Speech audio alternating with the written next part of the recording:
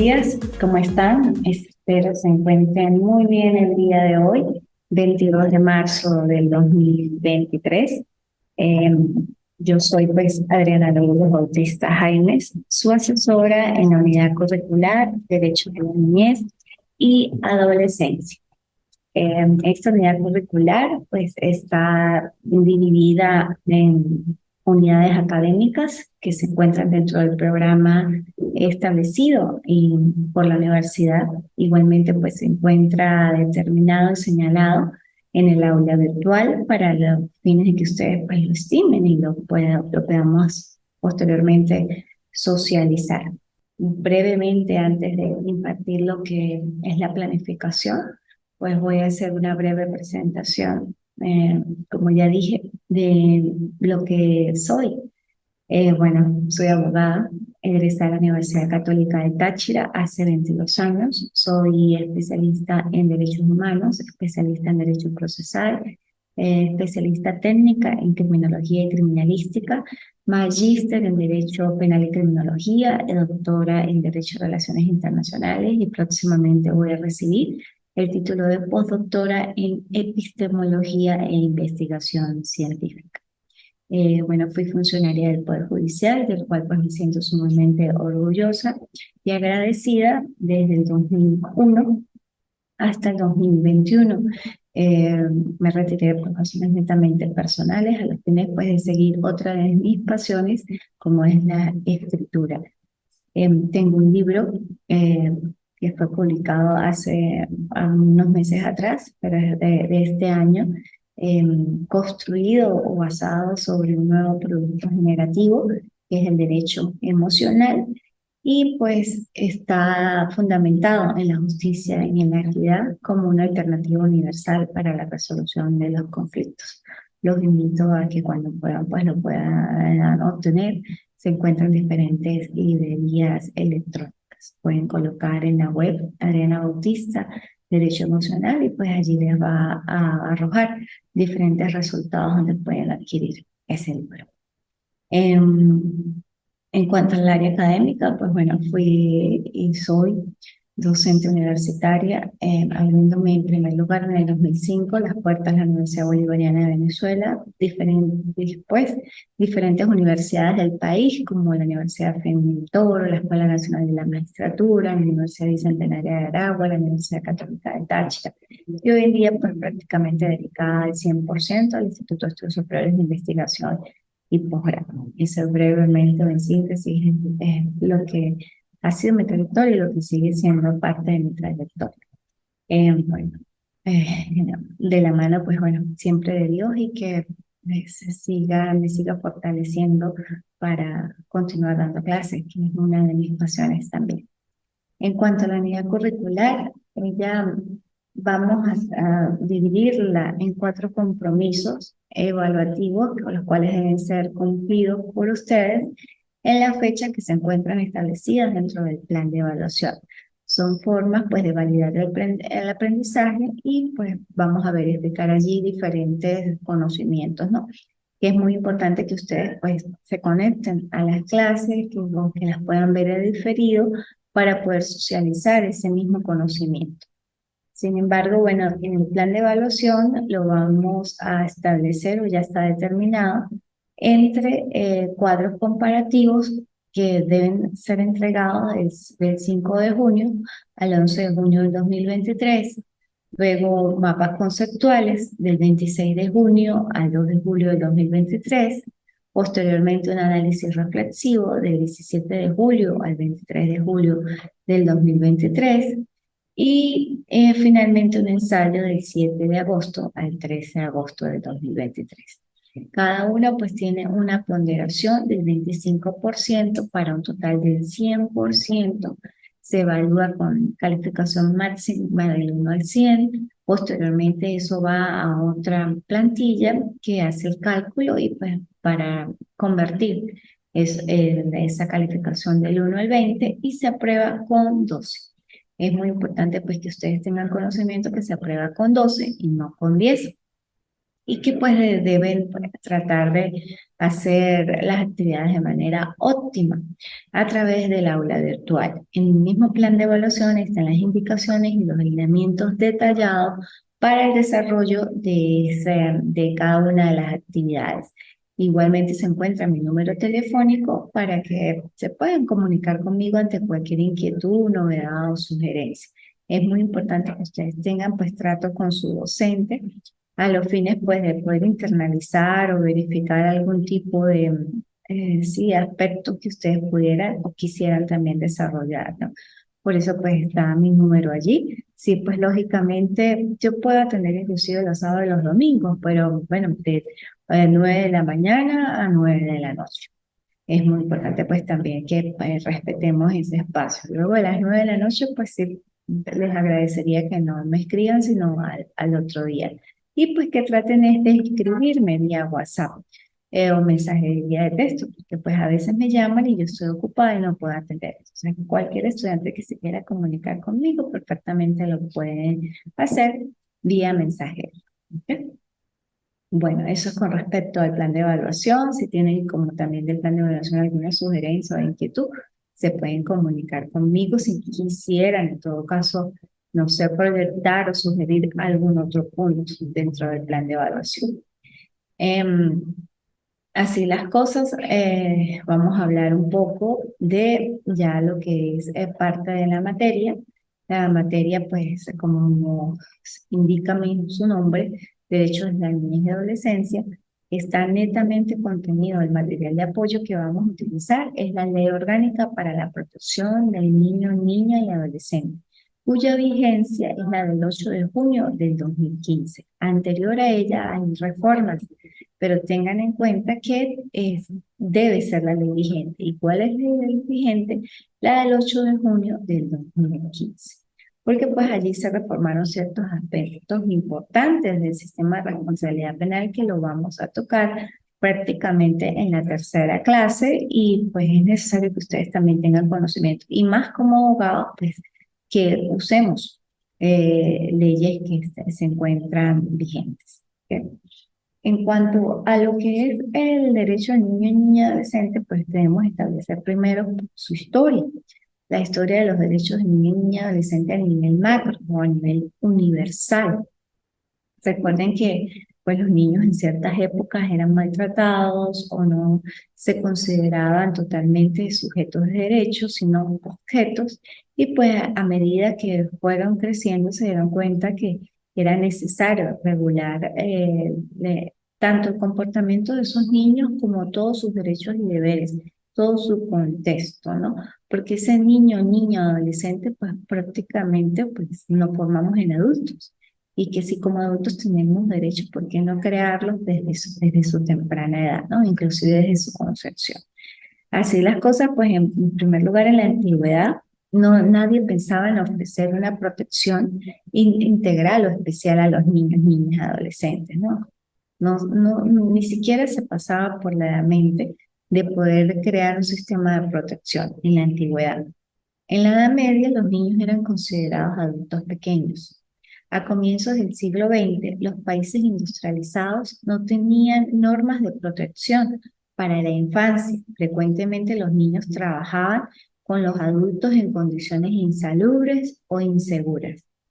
En 1924, ya la Sociedad de las Naciones Unidas aprueba la Declaración de Ginebra sobre los derechos del niño, reconociendo los derechos del niño como medios necesarios para efectivamente su desarrollo.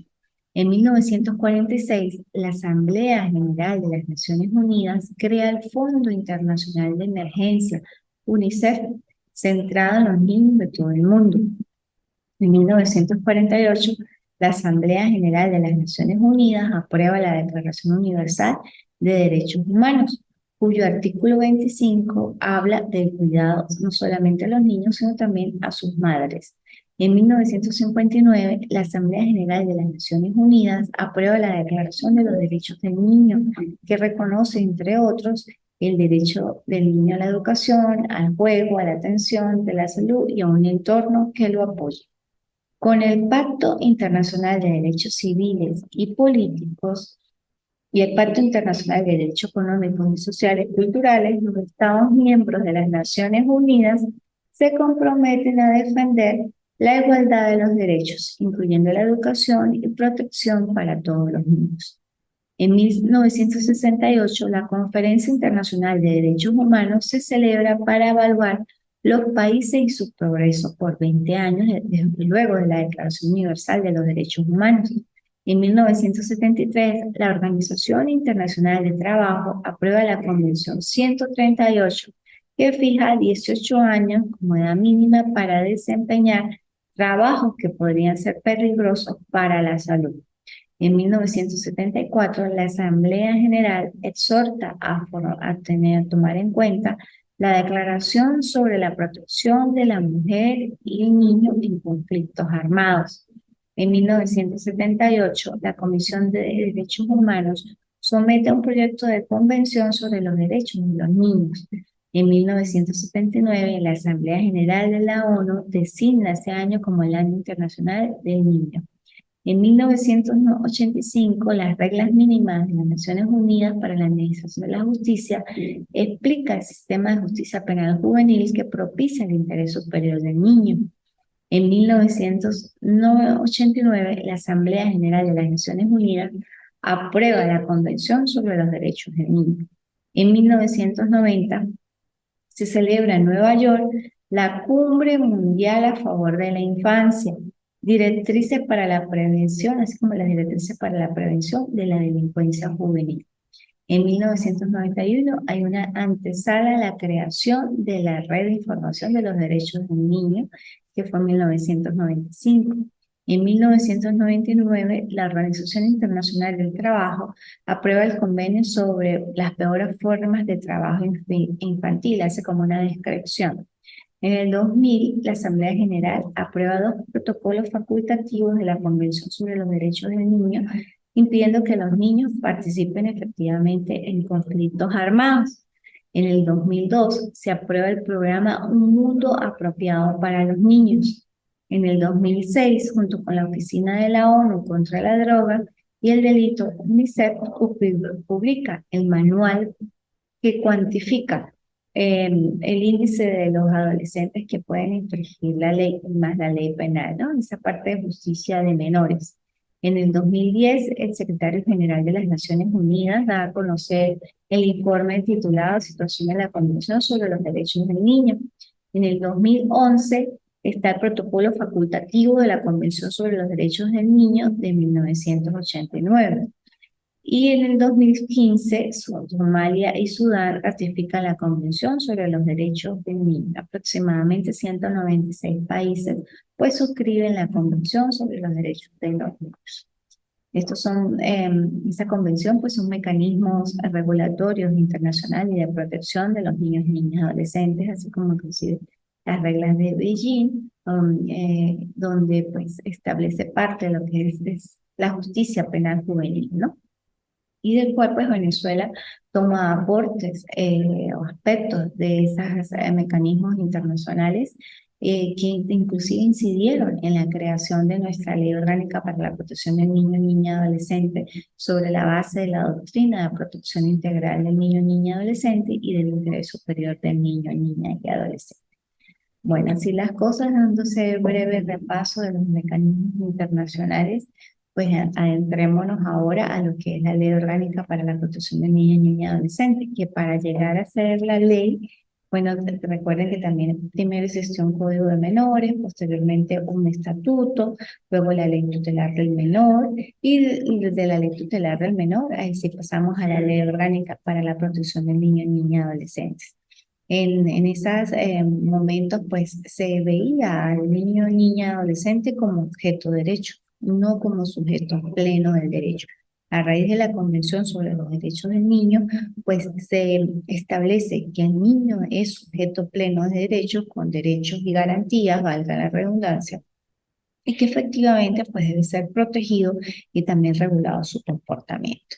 A raíz de ese establecimiento de sujeto pleno de derecho que nuestra misma Constitución en el artículo 78 establece que los niños y adolescentes son sujetos plenos de derechos, pues también está nuestra hermosa ley, cuyo fundamento pues es la doctrina de protección integral de los niños y adolescentes y que también pues se encuentra basado uno de sus pilares en el interés superior del niño y adolescente, que ya lo vamos a ver. Nuestra ley comprende dos sistemas: el sistema rector de protección integral de niño, niña, adolescente y el sistema de responsabilidad penal de adolescentes. Ambos sistemas con diferentes competencias dentro de una misma ley. ¿Cuál ley? La Ley Orgánica para la Protección del Niño y Niña Adolescente.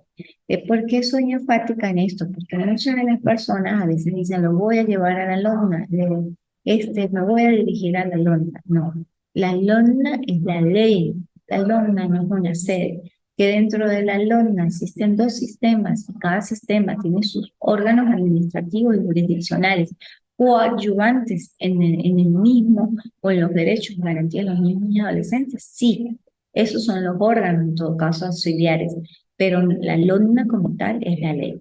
Entonces está mal dicho cuando las personas dicen vamos a la LONNA. No, o sea, a menos que se refiera, vamos a revisar la ley, pero vamos a la LONNA no, porque la LONNA no es una sede. La LONNA es la Ley Orgánica para la Protección de los Niños y Niñas y Adolescentes. Como dije, pues abarca dos sistemas: el sistema rector de protección nacional, el sistema rector nacional para la protección integral de los niños, niñas y adolescentes, y el sistema de responsabilidad penal de adolescentes.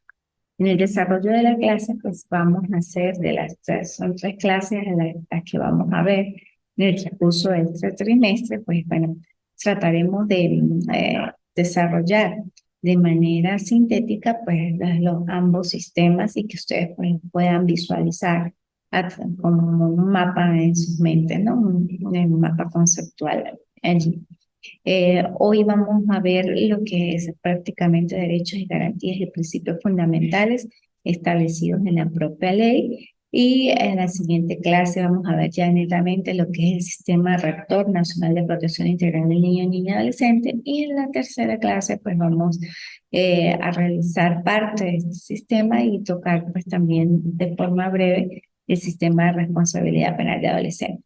Por eso los invito a que ustedes pues lean y de manera autodidacta puedan internalizar los parámetros, las normas contenidas en nuestra ley y posteriormente en las clases o a través de mensajería o por el aula virtual. Si tienen alguna duda, pues me la hagan saber para poderla socializar y para poderla, pues en todo caso, aclarar. El artículo 1 de nuestra ley habla del objeto. Lógicamente que a medida que yo vaya desarrollando la clase, debo leer artículos para que ustedes tengan más conocimiento y que ustedes tengan a la mano pues, también la ley y vayan conmigo en la lectura. ¿Ok? Artículo 1. Objeto. Esta ley tiene por objeto garantizar a todos los niños, niñas y adolescentes que se encuentren en el territorio nacional el ejercicio y el disfrute pleno y efectivo de sus derechos y garantías a través de la protección integral que el Estado, la sociedad y las familias deben brindarles desde el momento de su concepción. Ese es el objeto de la ley: garantizar a todos los niños, niñas y adolescentes que se encuentren en el territorio nacional el ejercicio y el disfrute pleno de sus derechos y garantías a través de la protección integral y de esa tripartita responsabilidad: Estado, sociedad y familia. Estado, sociedad y familia. Pues y de que esos derechos y en todo caso ese apoyo, esa salvaguarda está desde el momento de la concepción del niño, niña y adolescente. El artículo 2 habla de lo que es la definición propiamente del niño, niña y adolescente y me indica que se entiende por niño o niña toda persona con menos de 12 años de edad. Se entiende por adolescente toda persona con 12 años o más y menos de 18 años. Si existieren dudas acerca de si una persona es niño o adolescente, niña o adolescente, se lo presumirá niño o niña hasta prueba en contrario. Si existieren dudas acerca de si una persona es adolescente o mayor de 18 años, se le presumirá adolescente hasta prueba en contrario.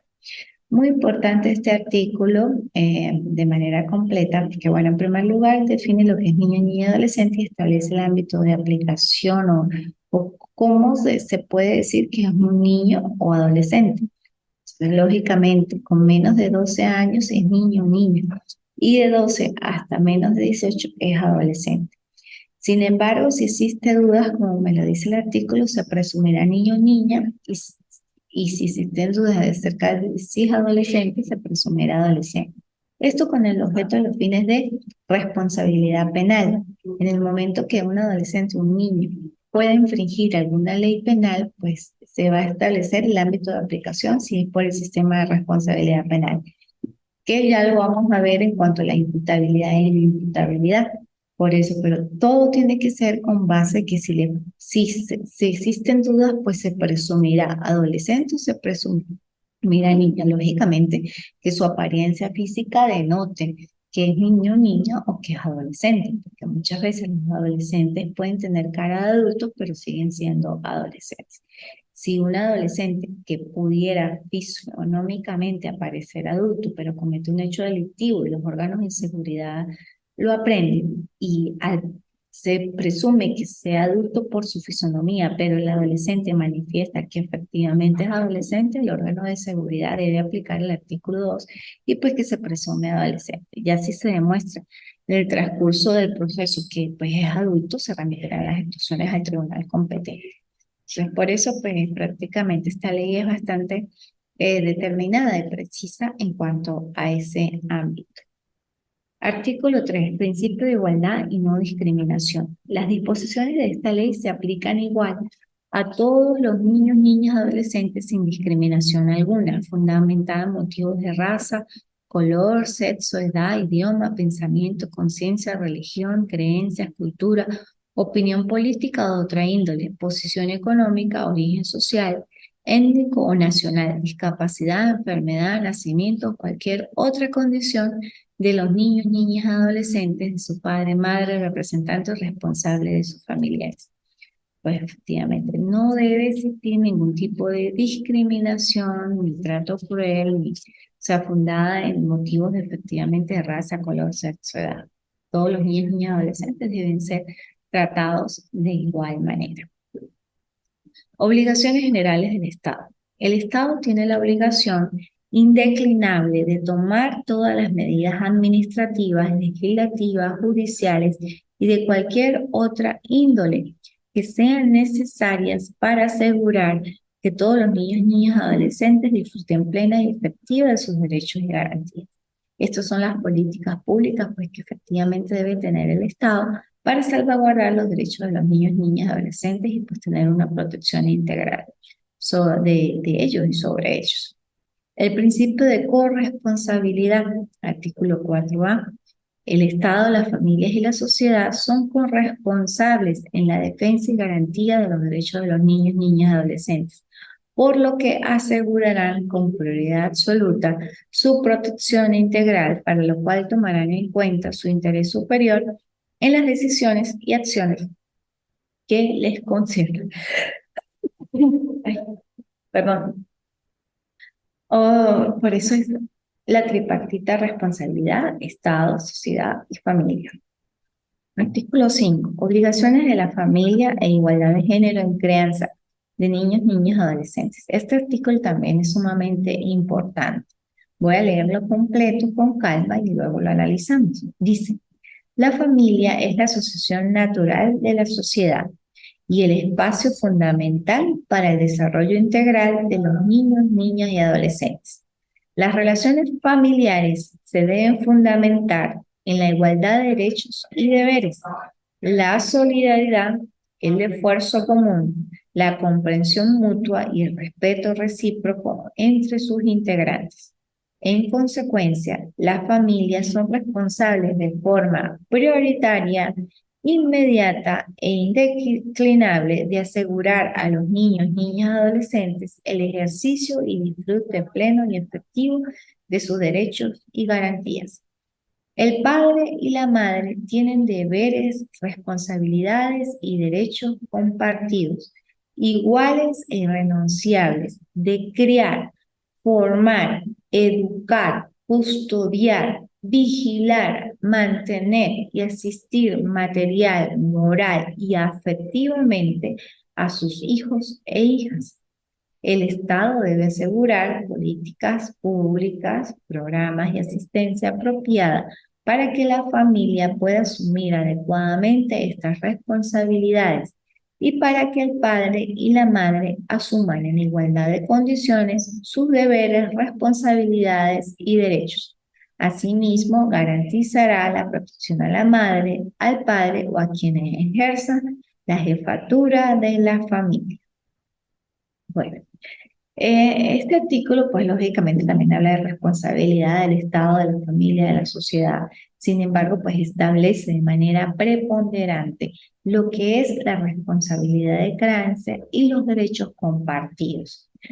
No solamente son derechos compartidos cuando la familia se desestructura o se divorcia, a veces del papá o de la mamá, o a veces piensan que los derechos o los deberes solamente en caso material o pecuniario le corresponden al padre o a la madre, ¿no? También se dan los casos, pero casi siempre pues la madre es la que se queda con los niños, el papá se va y pues casi siempre pues también indica que es el que debe pagar todo, ¿no? Los derechos son igualitarios, 50 y 50, pues lógicamente porque fue una creación de dos, no fue de uno solo, ¿no?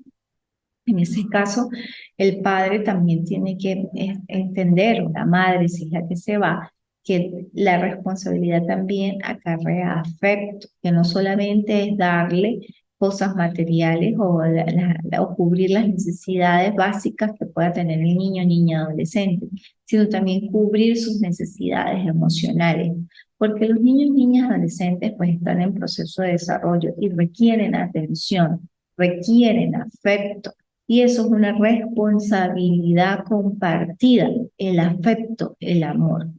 Es necesario o sea, brindarles ese afecto a estos niños y niñas adolescentes a los fines de evitar o que sean víctimas o que se conviertan en victimarios en cualquier tipo de proceso, más los delictivos.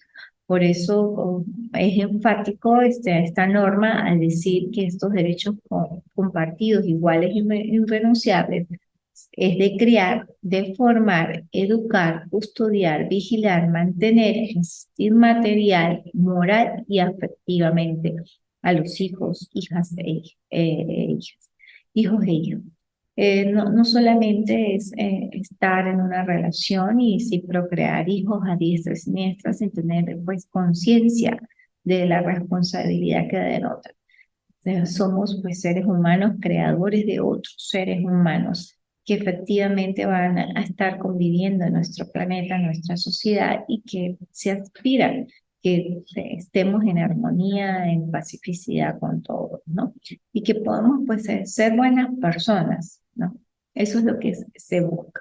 Pero es muy importante ese afecto que pues debe ser compartido. No solamente brindarle toda la parte material que necesiten, sino la parte afectiva o el amor, la atención necesaria.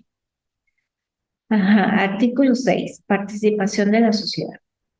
La sociedad debe y tiene derecho de participar activamente para lograr la vigencia plena y efectiva de los derechos y garantías de todos los niños, niñas y adolescentes.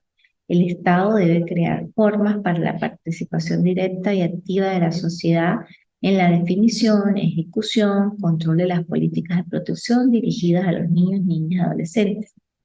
Esa pues, lógicamente, esa participación activa de la sociedad en todo lo que le compromete los derechos y garantías de los niños, niñas y adolescentes. Prioridad absoluta. El Estado, las familias y la sociedad deben asegurar con prioridad absoluta todos los derechos y garantías de los niños, niñas y adolescentes. La prioridad absoluta es imperativa para todos y comprende especial preferencia y atención de los niños, niñas y adolescentes en la formulación y ejecución de todas las políticas públicas, asignación privilegiada y preferente en el presupuesto de los recursos públicos para las áreas relacionadas con los derechos y garantías de los niños, niñas y adolescentes, y para las políticas de programas de protección integral de niños, niñas y adolescentes. Procedencia de los niños, niñas, adolescentes, precedencia, perdón, de los niños y niñas adolescentes en el acceso y la atención a los servicios públicos, primacía de los niños y niñas adolescentes en la protección de socorro y cualquier circunstancia. No necesita mayor explicación, prioridad absoluta, todo lo que tenga que ver con niños y niñas adolescentes, pues se le da total preferencia a esos aspectos. Eso va en relación con el artículo siguiente, que es el interés superior de los niños, niñas y adolescentes. Dice así: el interés superior de los niños y adolescentes es un principio de interpretación y aplicación de esta ley, el cual es de obligatorio cumplimiento en la toma de todas las decisiones concernientes a los niños, niñas y adolescentes. Este principio está dirigido a asegurar el desarrollo integral de los niños, niñas y adolescentes, así como el disfrute pleno y efectivo de sus derechos y garantías.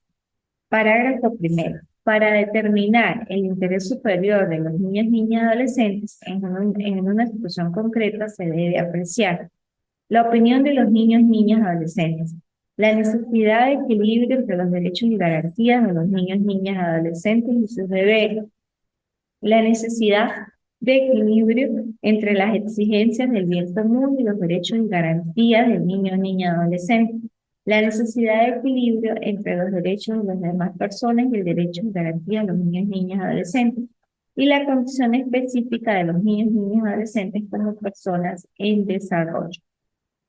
Parágrafo segundo. En aplicación del interés superior de los niños, niñas y adolescentes, cuando exista conflicto entre los derechos e intereses de los niños, niñas y adolescentes frente a otros derechos e intereses igualmente legítimos, prevalecerán los primeros. Este es el interés superior del niño, y también lo fundamental allí es avistar que cuando existan intereses de los niños, niñas y adolescentes en conflicto, pues se atenderán siempre, o se trata de salvaguardar siempre los derechos de los niños, niñas y adolescentes. Eso, en definitiva, es lo que abarca ese artículo.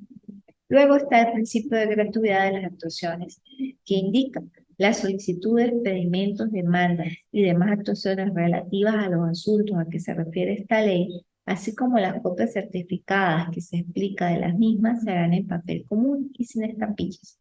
Los funcionarios y las funcionarias administrativos y judiciales, así como las autoridades públicas que en cualquier forma intervengan en tales asuntos, los despacharán con toda preferencia y no podrán cobrar emolumentos ni derecho alguno ni aceptar remuneración. Bueno, hasta allí son el artículo 9. Luego del título 2 en adelante comienzan los derechos y garantías y deberes, que inician el artículo 10, que lo voy a leer rapidito. Dice: todos los niños, niñas y adolescentes son sujetos de derechos. En consecuencia, goza de todos los derechos y garantías consagrados a favor de las personas en el ordenamiento jurídico, especialmente aquellos consagrados en la Convención sobre los Derechos del Niño, allí donde establece que son sujetos de derechos los niños, niñas y adolescentes. Luego, el artículo 11 están los derechos y garantías inherentes a la persona humana, la naturaleza de los derechos y garantías que son de orden público, intransigibles, irrenunciables, interdependientes entre sí, indivisibles. Está el ejercicio progresivo de los derechos y garantías. A partir del capítulo 2 están los derechos, garantías y deberes, como el derecho a la vida, el derecho a un nombre de nacionalidad, el derecho a la identificación, que como su nombre mismo lo indica, son todos estos derechos de los niños y adolescentes, que los invito a ustedes a leer.